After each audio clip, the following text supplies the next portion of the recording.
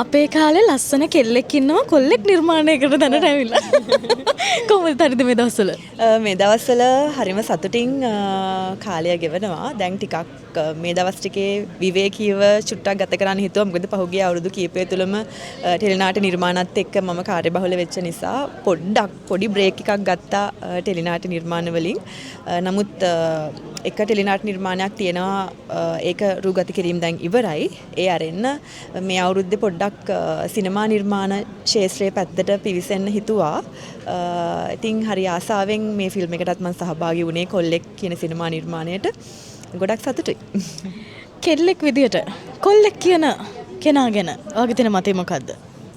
ඔව් කොල්ලෙක් කියන්නේ ඉතින් මම දකින විදිහට ගෑනු ළමයෙක්ට සාපේක්ෂව හොඳ පෞරුෂත්වයක් කියන්නේ සුරක්ෂිත බවක් හැඟවෙන්න ඕනේ. මොකද සාමාන්‍යයෙන් අපේ සම්ප්‍රදායට අනුව පෞරුෂත්වයෙන් වැඩි සහ පවුලේ වගකීම් සෑහෙන ප්‍රමාණයක් දරන කෙනෙක් විදිහටනේ අපි ඔහුව හඳුන්වන්නේ ස්වාමියා කියලානේ.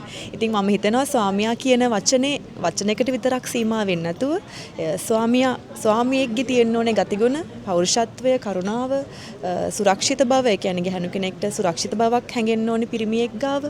ඉතින් මම හිතනවා එහෙම පුද්ගලයෙක්ට තමයි හරි කොල්ලෙක් කියලා කියන්නේ කියලා.